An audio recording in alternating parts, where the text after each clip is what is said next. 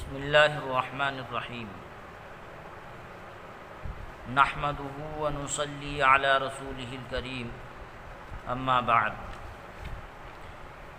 محترم سامعین کرام، آج کے سبق میں ہم روزے کے متعلق وہ مسائل معلوم کریں گے جن کی وجہ سے روزہ ٹوٹ جاتا ہے اور روزہ ٹوٹ جانے کی وجہ سے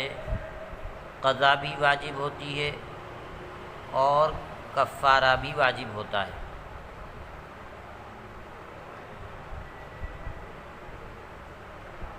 بنیادی بات اس سلسلے میں یہ ہے، بنیادی مسئلہ کہ اگر روزہ یاد ہونے کی حالت میں کوئی مکلف شخص چاہے مرد ہو یا عورت رمضان میں جان بوجھ کر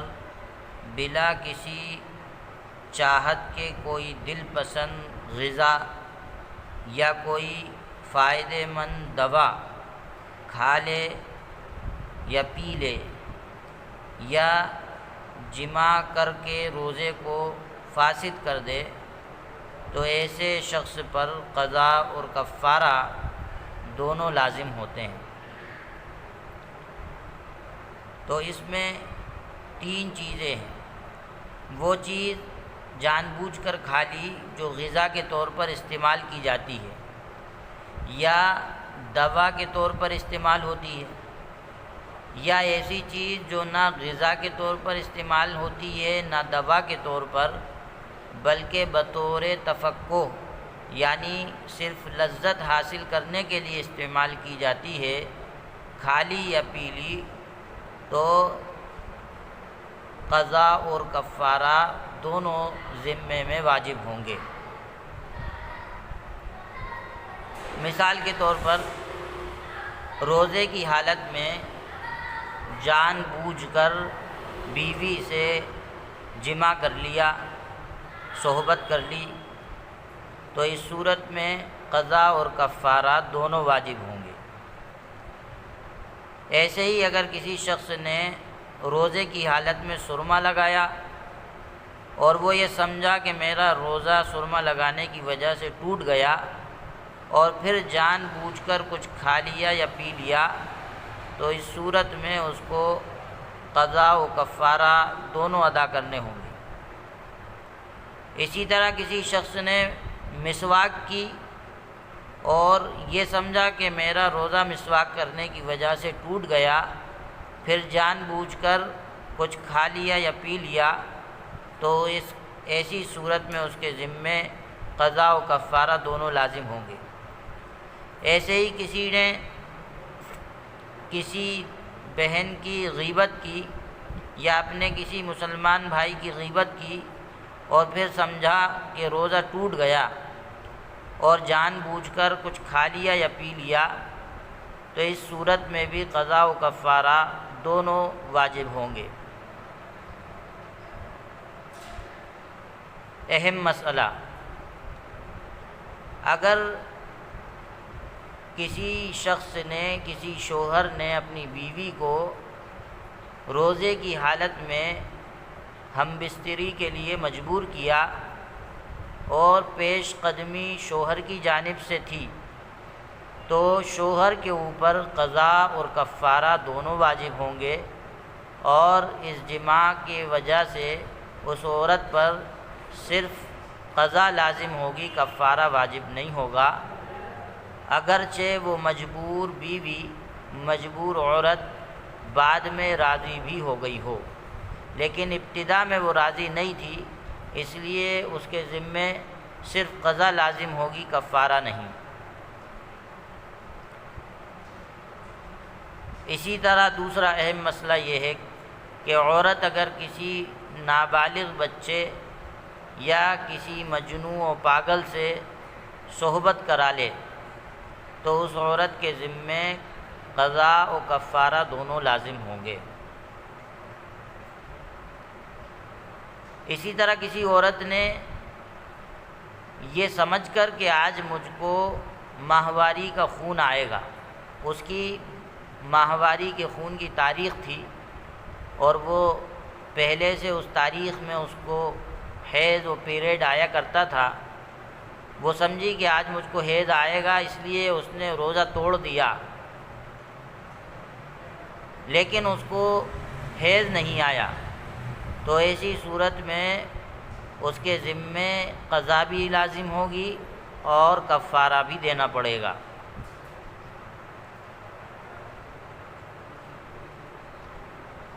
اسی طرح روزے کی حالت میں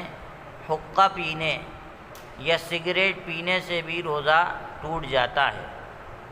کوئی آدمی اگر جان بوجھ کر روزے کی حالت میں حقہ پیے، سگریٹ پیے، بیڑی پیے تو اس کے ذمے قضا بھی لازم ہوگی اور کفارہ بھی واجب ہوگا۔ قضا و کفارے کا مطلب سمجھ لینا چاہیے۔ قضا کا مطلب تو یہ ہے کہ ایک روزہ اس روزے کے بدلے میں دوبارہ رکھنا پڑے گا، اور کفارے کا مطلب یہ ہے کہ یا تو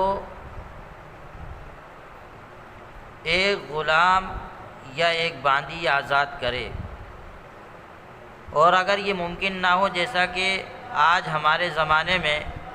غلام باندیاں ہیں ہی نہیں، تو دوسرا آپشن یہ ہے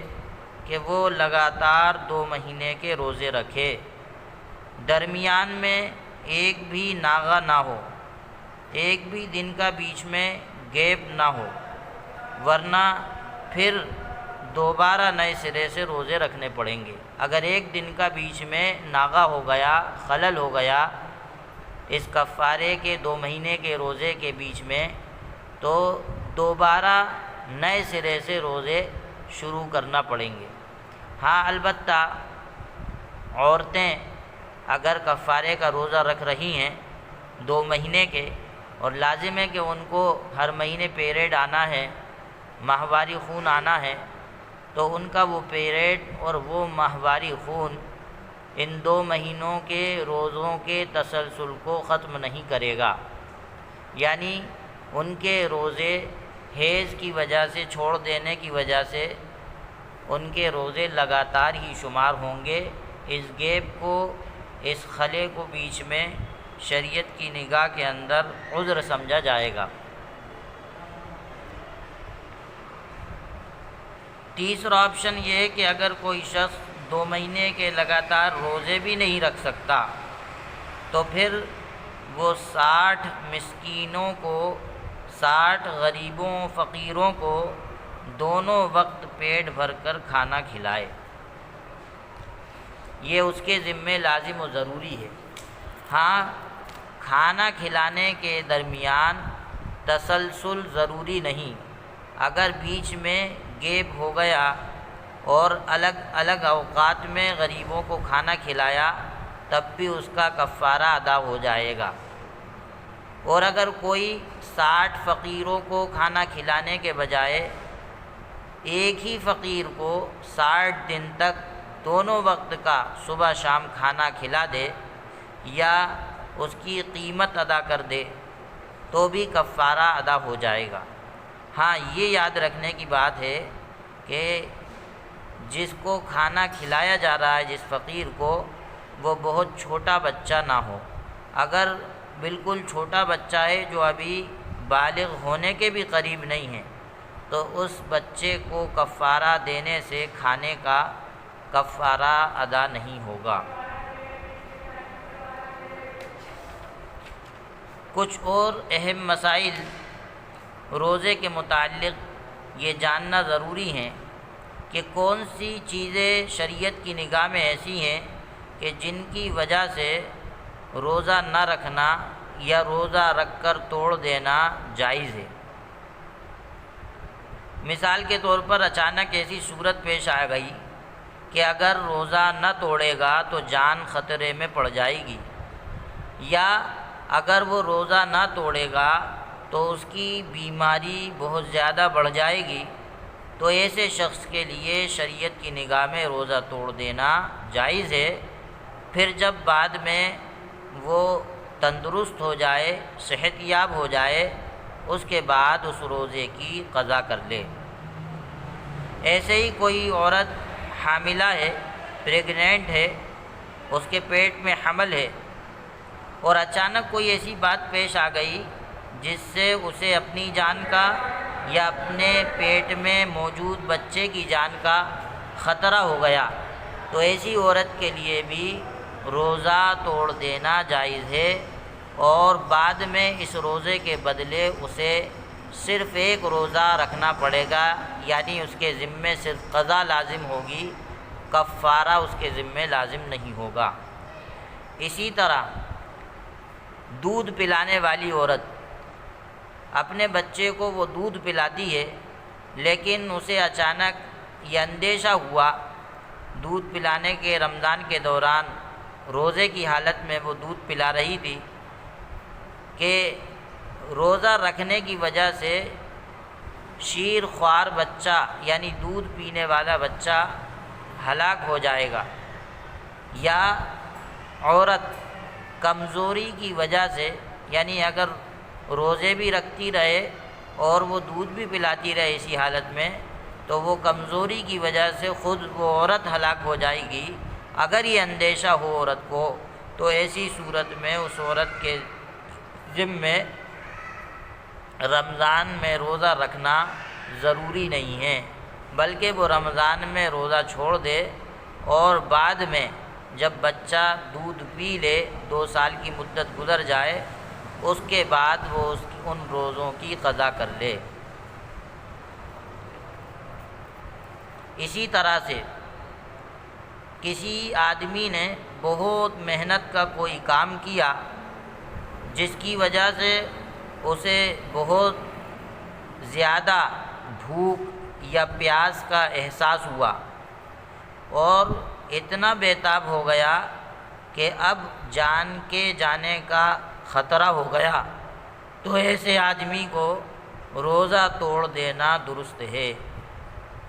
ہاں، البتہ وہ محنت کا کام خود قصداً اسے نہیں کرنا چاہیے۔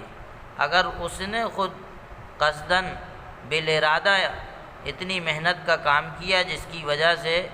ایسی حالت ہو گئی، تو وہ آدمی گنہگار ہوگا۔